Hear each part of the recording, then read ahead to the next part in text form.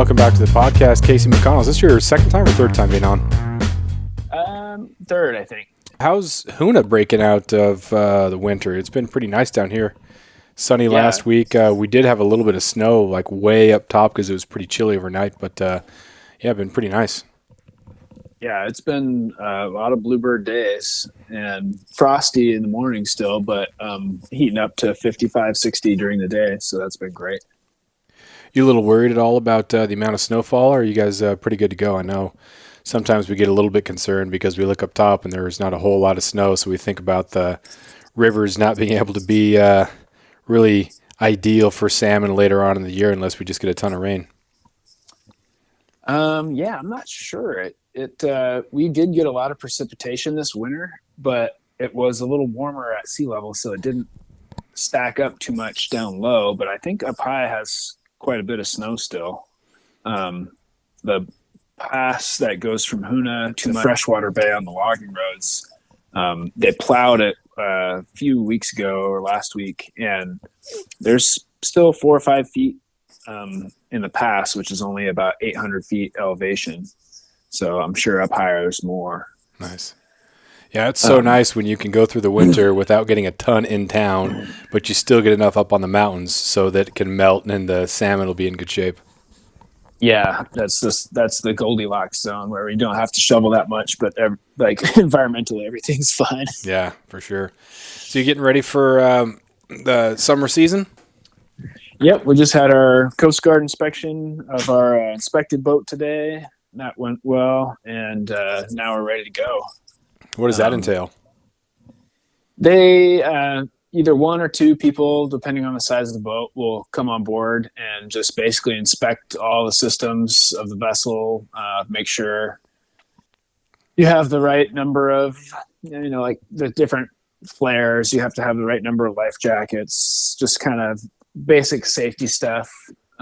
Make sure you have the right logbooks and paperwork and everything. And even on our pretty basic boat, it took about 3 hours just to go through all the systems. What is that boat? And that it's a 40-foot catamaran. It's just 13 passenger whale watching. It's even with no issues or no hiccups, it's still about 3 hours. So yeah, that's a big boat, man. That's a sea-going vessel. Yeah, it's when we got it, we were like, we have a 33-foot boat that's built in Port Angeles by the same builder and designed by the same designer. That's he's based in New Zealand. We're like, that one's 33 feet. We'll just get a little bit longer. We'll go 40 feet, but it's twice as big. From 33 to 40 is huge. Yeah. How many people? You said 13 people can go on there? Yeah, we just take 13 passengers. That's how much can fit in our little van. It just kind of keeps it simple. Yeah, I think the experience that people really like is not being crowded onto a boat, just packed in there like sardines. Having at least a little bit of space. Sharing it with some people is fine, but when you start get that feeling that you're just one of many head that's being charged to be on the thing, I think the people appreciate a little smaller crowd. Yeah, that's kind of our niche. A lot of times we just have, a big family or 1 or 2 groups, and so it's still pretty intimate, but can kind of take a few more people than just 6 at a time. Mm-hmm. When did you guys start that? What year did you start the business? My parents started doing that in the late 90s, mid 90s, and Glacier Wind Charters started as just fishing charters. Both my parents were teachers, so they had summers off, and they did a little bed and breakfast with charter fishing. And then basically as cruising started becoming the main method that people were visiting Southeast Alaska, we kind of shifted more to the eco tours and photography trips. And then basically now with so many cruise ship passengers, we just do the shorter day trips and have shifted away from fishing completely. Mm-hmm. When did they really start going into Hoonah? I know gosh, in that it had to have been late '80s that a smaller cruise ship came into Klawock, and then there wasn't a dock; they just tended them in, and maybe lasted for a year. And I don't know if it was part of a bigger cruise line. I think it was kind of an independent. It was just like one boat operation type thing. But again, it was the '80s. I was 5 or whatever.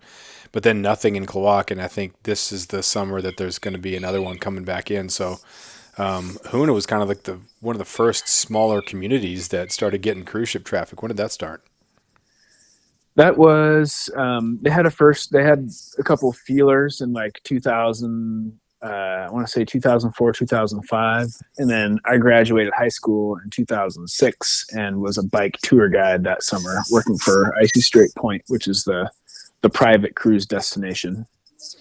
Bike tour guide. What was that like? Oh, terrible! Like trying to herd cats. No one was listening. They were just doing whatever they wanted to.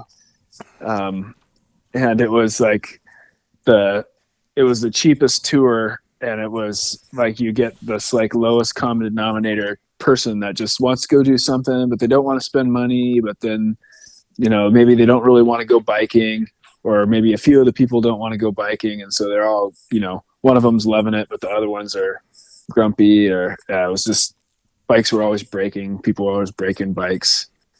Were they e-bikes or pedal? Oh, there's back then it was just all pedal bikes. Brutal. They were nice. They were nice little bikes, but I think there was like probably 30 something bikes, and half of them were broken at any given time. Yeah. I always had a couple of students per year that do kayak tours, and they're just amazed by how many people off the cruise ships get in the kayak, and they're just terrified because they like the idea of a kayak, but actually getting in the kayak is terrifying. And then there's some people who just don't want to row, or they don't want to paddle. So I didn't think I'd have to paddle. And so you got this 17-year-old kid trying to explain to an adult that, well, kayaking involves paddling, and to get to where we're going to get, we have to go, and we have to go together. But that's a great job for teenagers to have. You learn about managing people, and you maybe learn about the type of adult that you don't want to become. Yeah, that was kind of bike tour guiding was kind of the same as kayak tour guiding. It's like, yeah, that's a little hill right there. You're gonna have to pedal up and over it. Ugh, brutal. I never had a job in the tourism industry. I worked at a pizza place in Craig, and then I worked at the fish hatchery in Klawock. So stayed clear of all that. But it's always good to have that horrible job to start off with as a starting point, and you start to establish the standards and think, okay, this is not what I want. I want something else. Yep, my first job was when they were developing that point, and it was we'd go get driven into the forest and pick moss for landscaping stuff and shove it in big garbage bags and then throw it on this big trailer and then come back to the port and then sprinkle it around. And I was like, this sucks. I hate this. And then they put us on the trail building crew, which was a little dump truck would come dump out a huge pile of gravel, and like 4 kids with shovels would spread it all out and spread it down make a trail basically. And by the time you were done shoveling, the next truck would show up. And I didn't like that either. So those were good jobs to learn what I didn't want to do in the future. Yeah. The difference between jobs and a career, right? Yep. Those were means to an end. Yeah. How did the people there respond to tourists? I know some of the smaller communities want to steer clear of it. They feel that the larger communities like Ketchikan and Juneau have sold their souls to the cruise ship lines, but with not a whole lot of other things going on, fishing isn't what it used to be. Obviously, logging is, a fraction of what it used to be. This is kind of one of the main, if you want to have infrastructure, if you want to have a vibrant community, you have to throw in at the cruise ships. How did the community, or how has it adjusted? Yeah, initially, I think a lot of people were pretty divided as like, we don't want to become the, Disneyland, adventure park basically. But then they also, the same people, it's pretty easy to point out other communities that have gone through the same like tour, or not tourism, but commercial fishing and then logging heavy industries. And then Hoonah did the same thing, lots of logging, lots of commercial fishing, but the fleet is a fraction of what it used to be. There's basically no logging anymore. And without those, younger people leave and bring their families with them. Mm-hmm. And school sizes dwindle, and then school funding dwindles. And then for the people that do have good jobs, it's less attractive to raise a family here. Yeah. And Hoonah kind of staved that off a little bit by embracing tourism. So, you know, basically anyone that wants a job that can get up and be on time can have a job out at Icy Strait Point or through one of the other independent businesses. And even then they still have to bring in a lot of outside help just to fill all the jobs. So, you know, economic security is that's key for our economic security. Yeah. I remember, I think all the teachers at the elementary and high school in Klawock were within like 5 years of coming up. They all kind of came up together, and they brought the families because it was attractive to move to Alaska and teach. It was the oil boom and the blank check era, so it was so great for a lot of families to bring up their families and just have this nice, vibrant existence. But like you said, with everything going out, then the cities kind of dry up, and then you don't have people who they might want to come back, but you don't have that vibrant, social, healthy, economical thing to come back to. And so the people who graduate leave and don't come back, and it's hard to attract new people. I know Prince of Wales was unique in that it's connected by road to a bunch of other communities. So Klawock being 600 people and Craig being 2,500 people, 6 miles away, and then you can drive to Thorn Bay and you can drive to Kaufman Cove. So you kind of had an island community, but obviously that's not possible for Hoonah. And now with things kind of drying up in Kaufman and Thorn Bay and Craig and Klawock just a little bit, there's really not much to attract people to go there. There's some ecotourism a little bit. The cruise ships are just kind of you kind of have to do that, and there's no daycare either. Like that's a huge thing. If you want to get a family to move there, it doesn't matter if you're trying to recruit people or trying to influence people to go there. If they can't bring their family, there's no daycare, then it's no deal. Yeah, exactly. It has to be every aspect has to be there. Yeah. Go ahead. Yeah, sorry. No, go ahead. What's the road system like there? Because I know you're on Chichagof, and that's a pretty stinking huge island. But can you get around on a lot of those old logging roads? Yeah, so there's there's three separate road systems that are not connected to each other that originate in Port Frederick, which Hoonah is at the mouth of Port Frederick. And then you go a little further up Port Frederick, and there's another like landing where they did logging on the other side. That road network's goes about 13 miles with some branches. And then there's another one at the head of Port Frederick that kind of cuts back around the corner, and it actually overlooks Teneke Inlet a little bit, the upper part of Teneke Inlet. That one's probably 8 or 9 miles of road. And then the main logging roads, what everyone calls the logging roads, is like you can go 22-ish miles out to like False Bay area, which is in Chatham. And then you can drive the other way at the Y, which is close to town.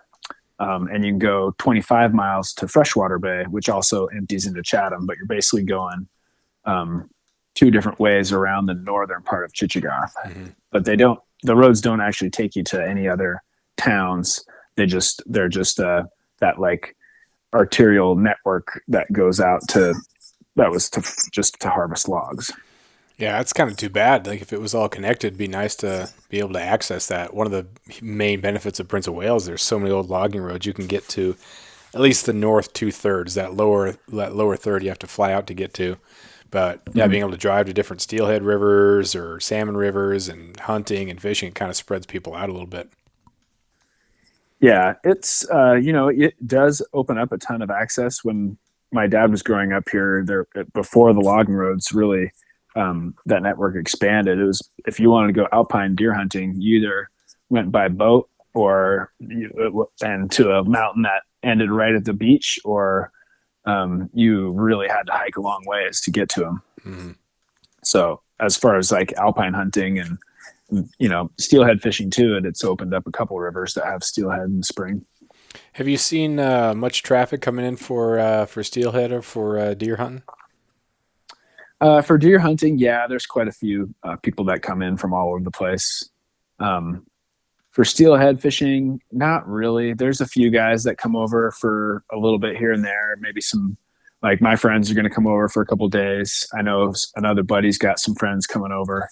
But it's a couple of guys for a couple of days. There's no, it's not commercialized. There's no lodge, but there's also not that many fish. So Yeah. it's not like Yakutat where you can just fly straight in and 30 minutes later you're, looking at fish under the bridge. Yeah. And I've never been up there. Is it as good as everybody says? Well, though it's an amazing river in that the entire river is almost perfect spawning gravel. It's a amazing place, and I think it's worth seeing at least once if you're a serious steelhead fisher. I've been up there a couple of times and hit the timing and the weather basically right both times, and have had pretty good success, but it's also pretty crowded. Yeah. And like we floated it one day, and when we stopped in like midday, there was probably like I bet you 60 people floated past us. Whoa. Wow, that's more than I even thought. Yeah, it was like at least there's more than 10 boats of guys floating by, and then people in their own pack rafts and people in their own like little catarafts and stuff. And this is a lot of pressure, but there's a lot of fish. You'll see 100 fish a day, which is, unheard of in any other river. Yeah, that's kind of like the annual run for some rivers is 100, maybe two in some areas, or sometimes it's just a couple dozen. But yeah, that's kind of what I'm used to. If I see a couple other people, then that constitutes a busy day. But the solitude is kind of what I associate steelhead fishing with. So I don't know. That'd be kind of tough to deal with. But I think sometimes it is what it is, and you can enjoy it for what it is. You don't have to be, if you have a bad attitude, then that's just going to make it worse. Yeah, and knowing that there's a lot of people there, you just get up earlier and hike further before you start fishing. It's tempting to hike to the first spot and start fishing, but that locks you into fishing, there, and you can't make it you don't make it up to the far reaches where maybe nobody else makes it. Or so when I've gone up there knowing that there's going to be a lot of people, we just either hiked way out or floated quick down and then started fishing midway rather than starting fishing right at the top, and going slow. But yeah, I've been to SeaTuck twice. That was enough. Do you when you're fishing that river, do you fish it similar to the other rivers, or because the traffic, do you fish it a little bit differently? Sometimes if I know that there might be some other people around, I kind of hit the spots that I know and then try to hit the next spot before that other person gets there. So I get the quick bite in one spot and head to spot number two just in case. But if no one else is around, I fish things a little bit more slowly and methodical. How does your fishing change based on traffic or even season or water flow or whatever? Oh, well, around Hoonah, there's really nobody else. There's, like I said, there's a couple guys that fish a little bit, but we talk to each other and communicate and basically never bump into each other, by chance at the river.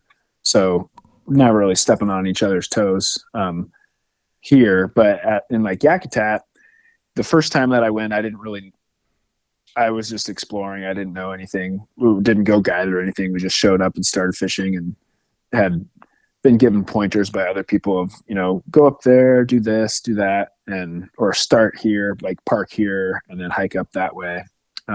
So the first time we're just kind of exploring, and figuring things out. But then the second time, I definitely hustled up to like a couple spots first thing in the morning. And I'd say it didn't matter so much on the SeaTech because there's literally so many fish and so many places to fish. But I think my schedule changed the most probably on like the Anchor River, where there's not as many places that are good fishing spots, but a lot of pressure, like lots of like per fish, way more pressure than the SeaTech River. What type of rod are you using? Just use an Echo Ion. I think I have the newer XL, and I've got a 9-foot 9-weight, but I use the 10-foot 8-weight. Okay. And basically all just short casts or roll casts and flips. Sometimes little bow and arrow casts into like little tight spots, with jigs or beads or little real heavy streamers that'll get down quick. But not fancy, nothing fancy. That way, if I break something, I don't have to cry about it too much. Yeah.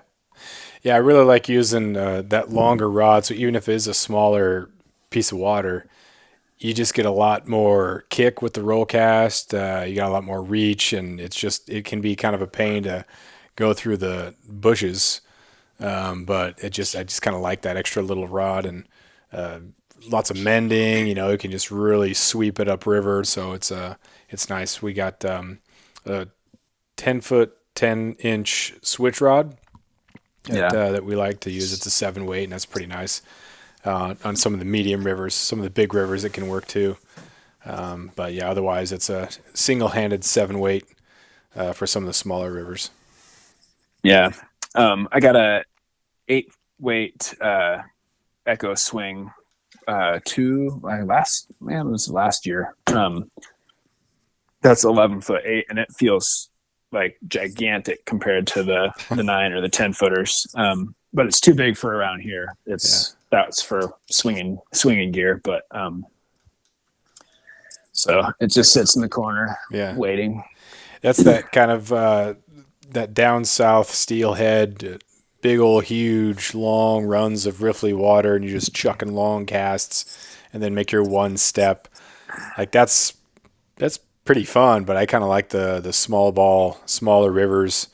Then it's kind of hard to figure out exactly where to cast. It seems like they could be anywhere, whereas you can find these pockets and runs, and you can think, okay, there's a couple fish right there, so I can really focus on that. I get kind of overwhelmed when the water is so even and so consistent, and so it's not featureless, but it's just all good holding water. It can be. You feel almost hopeless in trying to cover it all. Yeah, it's intimidating. Like I fished the Hoh River and the Soul Duck and the Quinialt. That's what I got this rod for, that swinging rod for. And it was basically rolled up to a spot that looked good, and looked in there. I was like, ooh, geez, where's the fish going to be in this? Anywhere. So I just, I spent 4 days just hucking and swinging and hucking and swinging. And I did hook a few fish, which I was amazed, but it was totally different game than steelhead in tiny rivers with lots of wood. Yeah, that Olympic Peninsula it's so. I've never been. Well, I've in 4th grade. I think we went on a school trip down there because the flights were like $88 round trip or something crazy like that. So we did a little tour there in 4th grade. But man, you just look at that's like steelhead heaven, or at least used to be. 30, 40, 50 years ago. But man, those waters just look so awesome, and it's just pretty sad that they've been reduced to not a whole lot. But the water's just gorgeous. Yeah, yeah, I think unfortunately death by 1,000 cuts for those fish. Yeah. Is that the area that you? I think there's at least one river there that you can't even lift the steelhead from the water. Is that maybe the That Skagit or one of those? oh yeah, I don't know that. Yeah, basically keep them wet and or else. Yeah. Yeah, that'd be sweet. I would love to do like a little trout tour or a steelhead tour of that, but then I just look at I don't know if it's going to be worth the time, worth the effort because it's not what it was. So unless you have a time machine, the same thing in California. I remember my buddies and I would go to because I used to live in Manteca, California, just south of Sacramento, and we'd head out to the Windsor area and fish the Russian River. Yep. And I mean that was in the 50s and 60s. You'd have the people that would drive up from San Francisco, and they would stay in Guerneville and Duncan's Mill and those cool areas and Monte Rio, and they just had this cool fly fishing and art culture. And the king salmon running up there and the steelhead running up there. So all the pictures on the in the stores and all that just show this bygone era, and you just think, man, that would have been awesome to have been here when you're catching 40, 50 pound king salmon, just a couple hours north of San Francisco. It's just, man, Yeah. it's amazing. Well, same with the spring hogs on the Columbia. 90 pounders, Oh, 80. yeah, I can't even imagine it. Yeah, I every once in a while my Instagram feed algorithm goes down a rabbit hole one way or the other, and this at one point this winter it was all those Argentinian king salmon, this huge monster bright red slabs that are I think they came from University of Washington is what they were uh, where they were transplanted from. Don't quote me on that, but basically they've thrived because they kind of fill this niche where there's no their predator base isn't there, and their food base is, and there's just it's the perfect conditions for growing, and the big glacial rivers produce big big king salmon too. Yeah.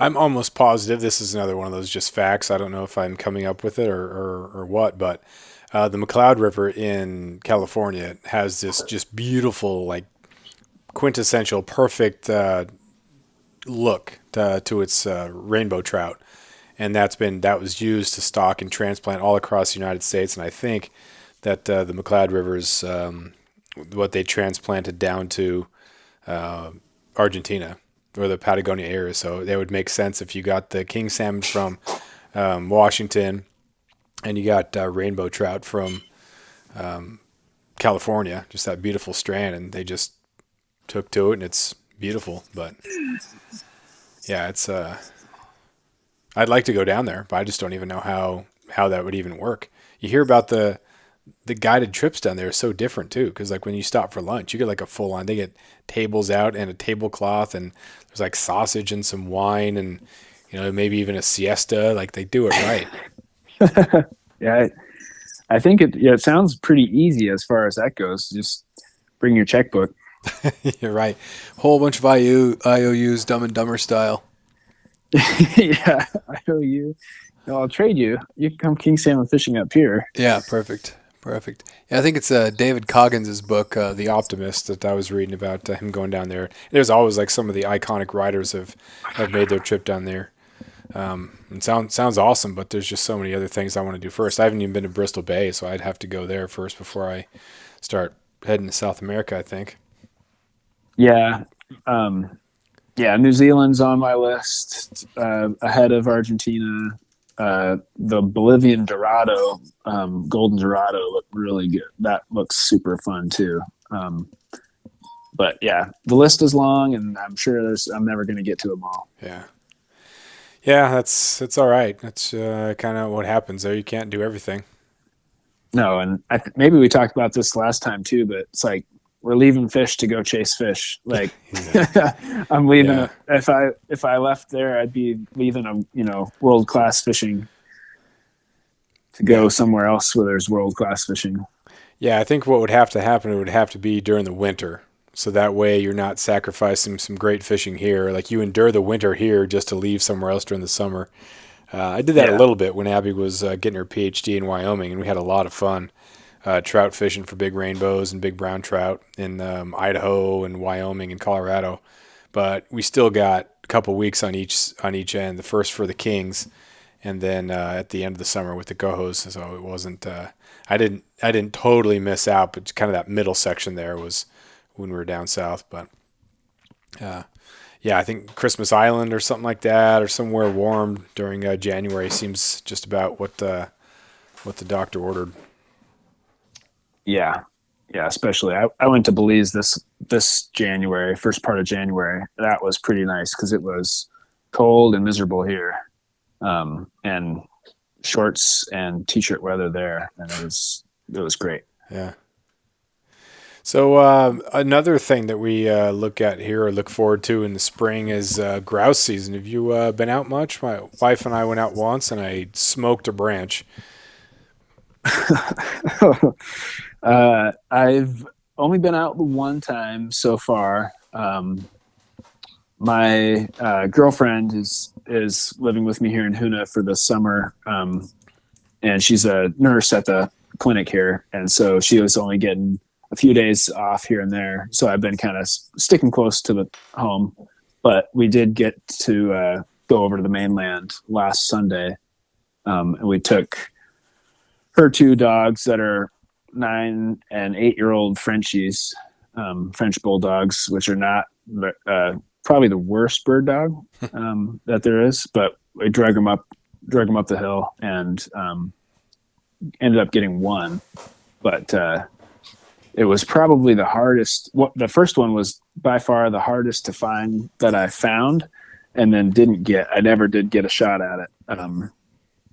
It was a real tough spot.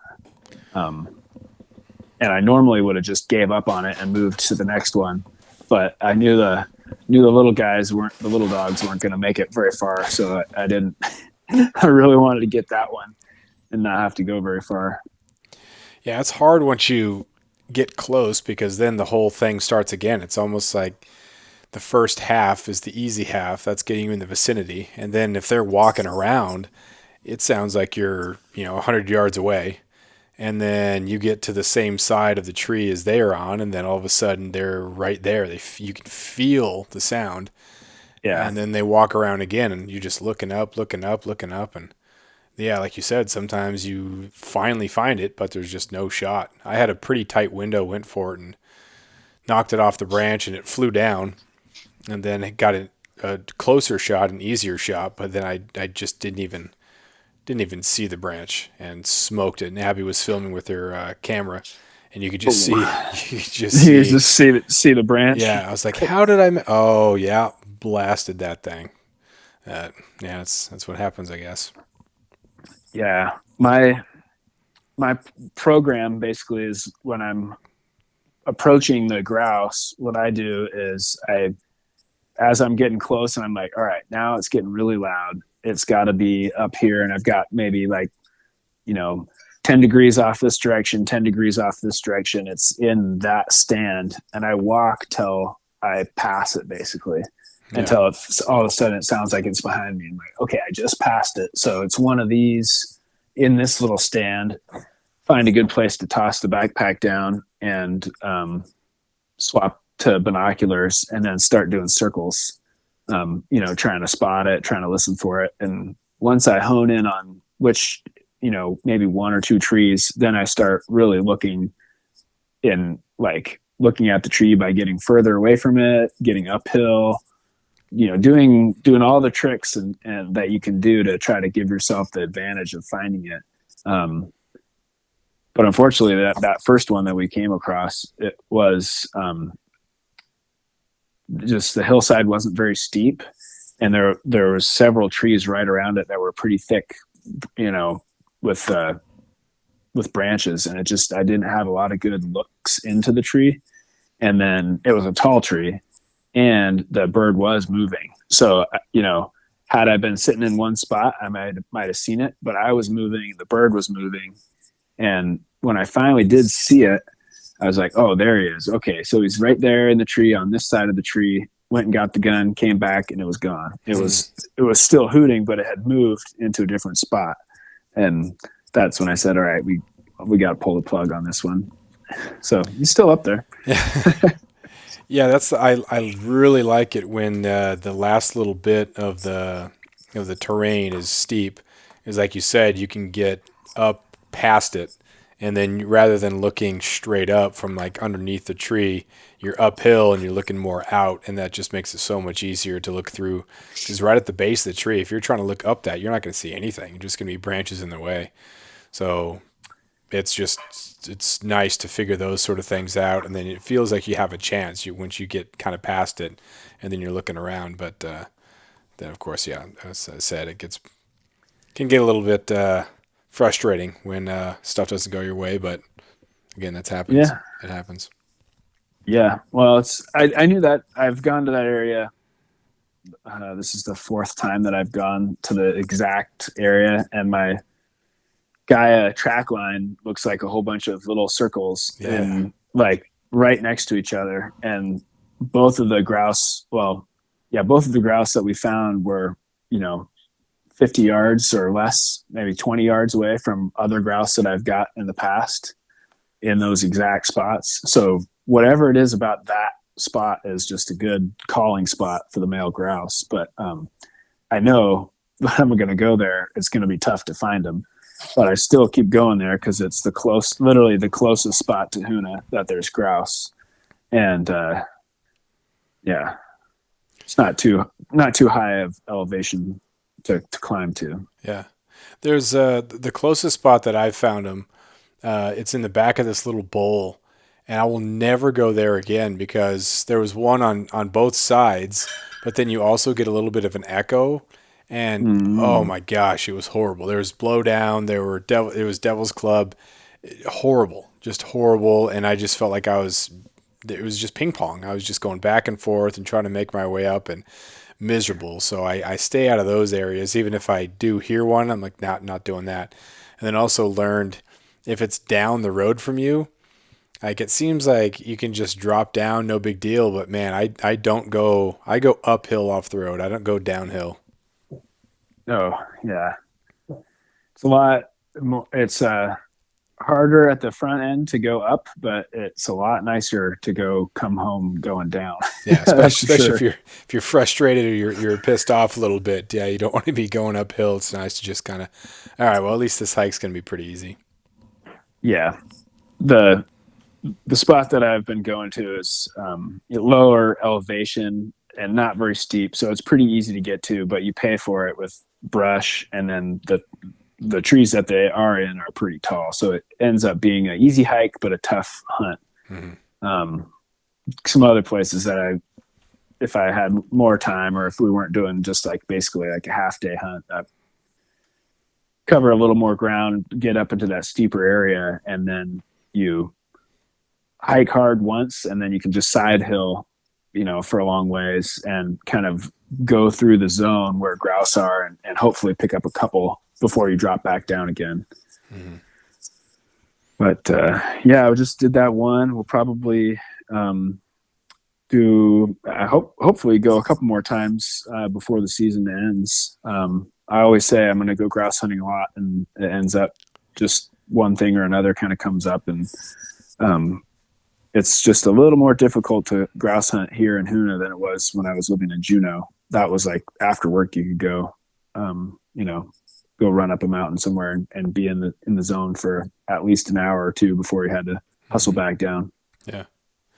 Yeah, it gets tough in the spring because you want to go grouse hunting, but you also want to maybe go steelhead fishing. And if the conditions are right, if the water's up, you think, man, there's got to be some steelhead around. So why would I go for grouse when there's steelhead? But then also sometimes it's just a nice weekend to camp. And sometimes the camping area isn't the steelhead area. And then other times, we've been working on getting all the stuff in the greenhouse growing. So it's a yard work day, and you feel a good amount of satisfaction from, doing chores around the house, outdoors. So the weeks just start to go deceptively fast. And before you know it, it's like, wow, I thought I was going to fish a ton for steelhead, and then also go for grouse and everything. But now, we're almost at May, and I've made 2 steelhead trips and a couple grouse trips, but it wasn't what I thought it would be. But there's a lot of things going on, and I'm certainly not like miserable or anything like that. It just sometimes doesn't work out. Yep. Yeah. Spring's definitely the busiest time. Um, Most opportunities to do wildly different things, and it's definitely stretched between them all. Yeah, I can't. I don't do multiple things really well. There have been times where I thought I should bring my 22 while I'm steelhead fishing, but then what am I going to do? Am I going to leave if I got this river all to myself and the weather's great? Am I going to leave that to go after that Hooter back up behind the river? Probably Yeah. not. And then otherwise I'm just carrying around this 22. So I think it's better to just hear the bird and ignore it than to carry around a 22 and be tempted. Yeah. A couple years ago, we went uh, pack rafted and hiked up a river, and steelhead fished for a little bit and trout fished, and then floated back down, motored across, and got a couple grouse. And then we were going to try king salmon trolling on the way back, but it was just kind of running out of time by the time we did both of those things. That would have been a really cool triple header Yeah. adventure, but yeah, even just that took the entire day. Yeah. That's a nice expedition. Mm-hmm. You do Yeah. much in the way of bear hunting? It seems my buddy Ryan and I we go out and we camp and just watch bears. We haven't even really tried to. We've made some stalks, but haven't been really angry at it for a couple of years. My uncle came down last spring and got a brown bear, and I was with him. I was taking him out and doing that with him. He was actually on Tyler Friel's podcast and did a little episode about that. It was kind of really fun hunt. I don't really do much brown bear hunting, but it's hunting just like any other kind of hunting. Play the wind, play the stay hidden. It was really exciting. But I don't really do that much. I wouldn't have done it if he didn't come down. Yeah, it's a good excuse to get out and camp. That's for sure, and that's kind of what we're looking for when we do that. Yeah, there's Mosquitoes aren't horrible, so that's always nice. yeah, we're close enough here, and it's just brown bears for us here. You don't have black bears? Nope, just Huh. Chichagoff is just browns. So we can actually get home, every night. So we were just staying at my house, and we were just going out in the afternoon and putting out somewhere and then glassing from the boat, or getting off and hiking over into like a little grassy flats and watching for a little while. But even the evening that we did get a bear, we had that,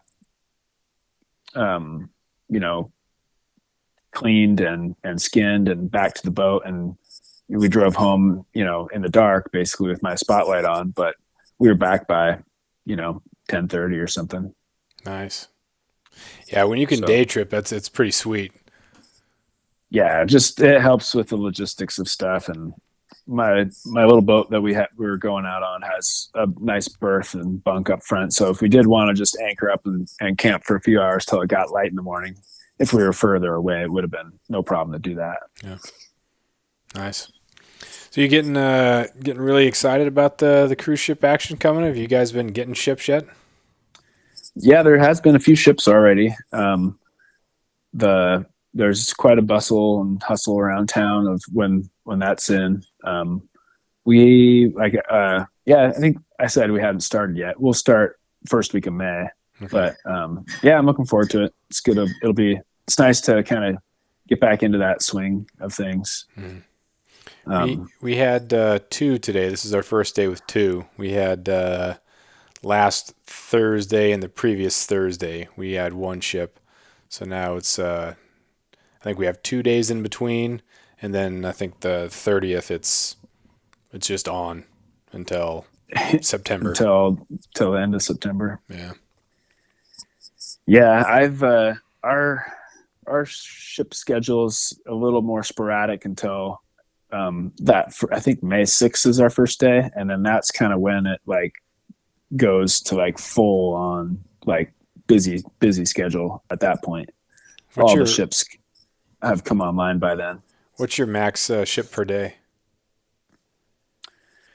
Ooh, well, initially they were saying, "Oh, it's only going to be one ship a day. It'll never be more than one ship a day." And then quickly it was, "There's two Money, ships a day." money, Yeah. money. Yeah. hmm Well, can't blame them too much. No, why And not? then I think now there's some days where there might be four cruise ships in a Ooh. day, and like two will be in kind of early in the morning, um, and then a third one will come in, and then there might be another pretty small ship, maybe tender in or something that stays kind of later.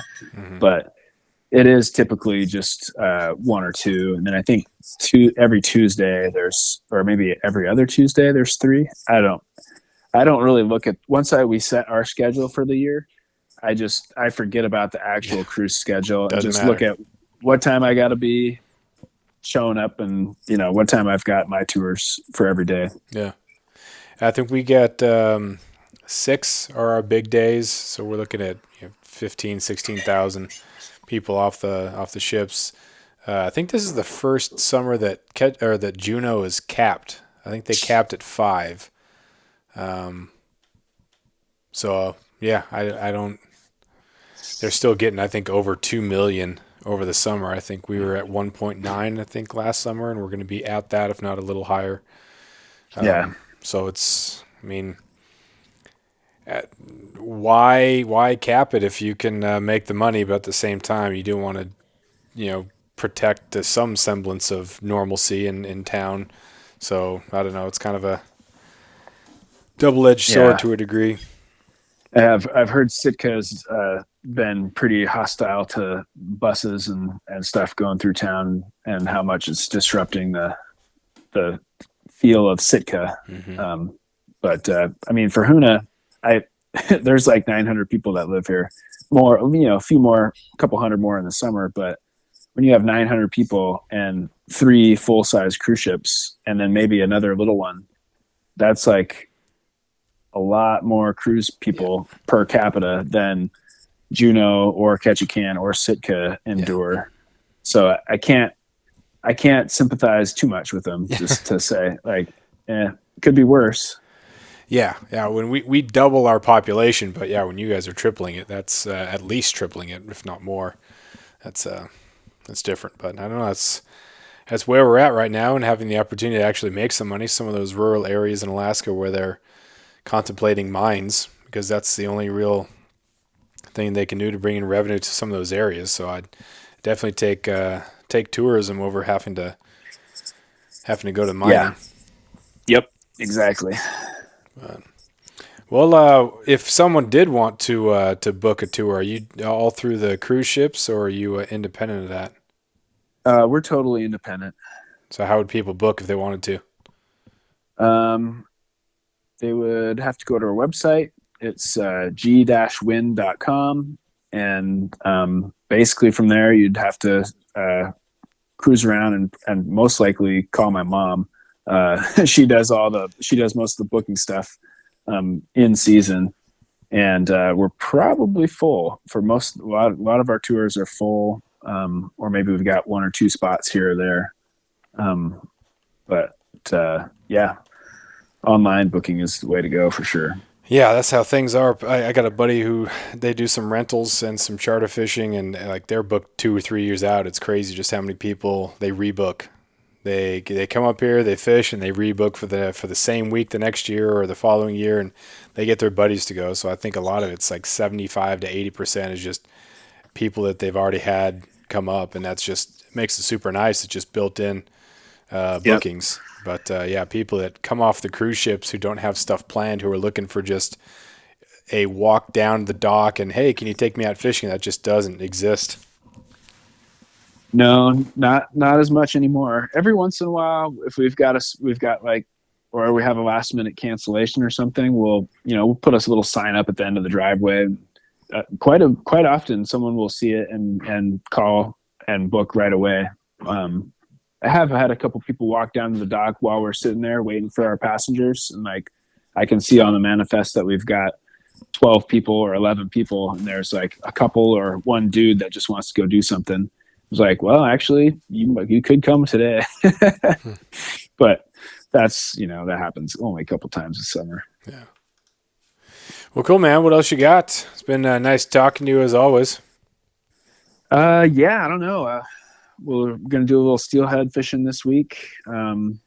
Now that we're done with the boat chores and stuff, we'll play for a little bit till the season starts. So I'll probably update you on that once we get back from that little trip. Yeah, definitely. Send some pictures and I'll see if I can figure out where it is, but probably not.